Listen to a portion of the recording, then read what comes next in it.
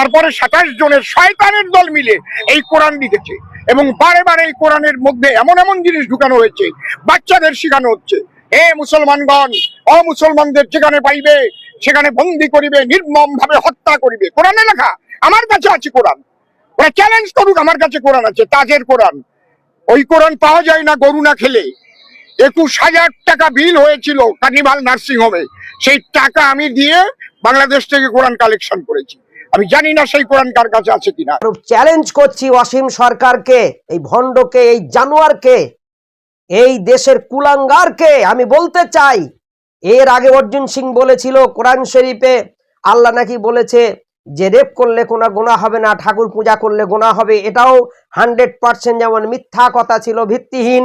তার নামে বিভিন্ন থানায় এফআইআর হয়েছে, শয়তানটা চুপ হয়ে গেছে, আবার এক শয়তানের আবির্ভাব হয়েছে। তো হিন্দু মুসলমানের মধ্যে কিভাবে দাঙ্গা লাগানো যায় সেই রকম একটা সুড়সুড়ি দিয়ে দাও।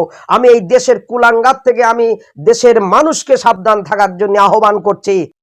তা আজকের এই কুলাঙ্গারকে, এই দেশদ্রোহী, দেশের দুশ্মন, এরা ধর্মের দুশ্মন, মানুষের দুশ্মন, আমার দেশের শত্রু, এই অসীম সরকার এই কুলাঙ্গার দাঙ্গা লাগাতে চাইছে।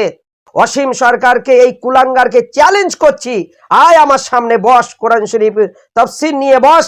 কোথায় আল্লাহ বলেছে যে কোথায় 27 জন শয়তান মিলে, তারা ভণ্ড মিলে তারা কোরআন শরীফ লিখেছে? পৃথিবীর কোনো মানুষ কোরআন শরীফ লেখেনি।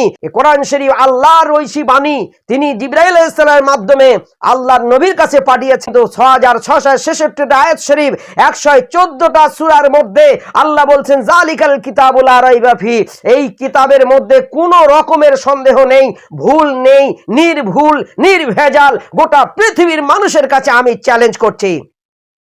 আজকের মূর্খের স্বর্গে বাস করছো, লেখাপড়া শিখুনি, জানো না, কিচ্ছু না, বোঝো না, বাংলাদেশ থেকে এখানে এসে দাঙ্গা লাগাতে চাইছো। শয়তান, কুলাঙ্গার, দেশদ্রোহী, দেশের দুশ্মন, দেশের মানুষের দুশ্মন। তুই ভালো করে পড়, লেখাপড়া কর, ভালো করে দেখ কোথায় কি আছে, আল্লাহ কোথায় কি বলেছেন।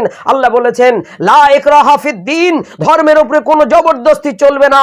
তুমি মুসলমান, গোটা পৃথিবীর মানুষকে যে ভালোবাসবে, যে সম্মান করবে, যে ইজ্জত করবে, যে সেবা করবে, যে পরোপকারী হবে, যে দেশের সেবা করবে, দেশের উন্নয়ন করবে, সেই হচ্ছে যে আল্লাহ রসুলের সংবিধান মতো জীবনযাপন করবে, তার নাম হচ্ছে মুসলমান। যারা অন্যায় করে, চুরি করে, রাজধানী করে, ডাকাতি করে, দেশের মধ্যে অন্যায় অপরাধ করে, মানুষের যারা ক্ষতি করে, তারা মুসলমান না, তারা মুসলমান থেকে খারিজ হয়ে যায়। তারা নামে মুসলমান কিন্তু অরিজিনালি তারা মুসলমান না, নয়। তারা যদি অরিজিনাল যারা মুসলমান, তারা পৃথিবীতে কোনোদিন মানুষের বড় ছোট কথা বলতে পারবে না, মনে আঘাত দেয়া কথা বলতে পারবে না, দেশের কোনো ক্ষতি করতে পারবে না, মানুষের কোনো ক্ষতি করতে পারবে না।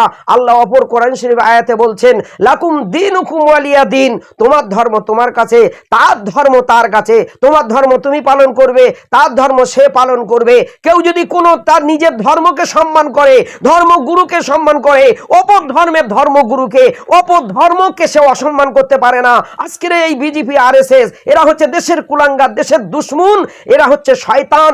এই দেশের কুলাঙ্গার আজকের কিনা দেশের মধ্যে দাঙ্গা লাগাতে চাইছে। তাই আমি সকল দেশবাসীকে বলবো, এই আরএসএস বিজেপির থেকে আপনারা সরে আসুন। এদের থেকে, এদের দেশ থেকে না উৎখাত করলে আমার দেশ শান্তি হবে না, আমার দেশের উন্নতি হবে না। আগামী দিনে আসুন, আমাদের বিশ্বমানব কল্যাণ ইসলামিয়া এই ট্রাস্টের ছায়াতলে আসুন। এই ফোন নাম্বারে যোগাযোগ করুন 9123894762। আমরা সারা ভারতবর্ষ জুড়ে এই পর্যন্ত 1 কোটি টাকার আমরা মানুষের সেবামূলক কাজ করেছি। আমরা হিন্দু, মুসলমান, শিখ, ইসাই, গারো, নাগারা, কনফুসিয়াস, রাজপুত, মারাঠা, শিখ, বৌদ্ধ, জৈন, পাদ্রী, মুচি, চাড়াল, কাওরা, বাগদি, ব্রাহ্মণ কিছু দেখিনি। আগামী 6 জানুয়ারি মঙ্গলবার আমার সন্দেশখালী বেড় মজুর কাঠপোল বাজারে আমরা সর্বসম্প্রদায়ের অনাথ, এতিম, কানাখোনা, বোবালুলো, আমার আব্বা মা, ভাই বোন, হিন্দু মুসলমান সকলকে আমরা শীত বস্ত্র দেব, কম্বল দান করব, রক্তদান শিবির করব, স্বাস্থ্য শিবির করব, বিশ্ববাসীর কল্যাণ শান্তি, তাম পৃথিবীর মায়েদের জন্য দোয়ার মাহফিল করব। আপনারা সকলে আমাদের জন্য দোয়া করবেন। সকলের কাছে দোয়ার আবেদন জানিয়ে সংক্ষেপ করলাম। আসসালামু আলাইকুম।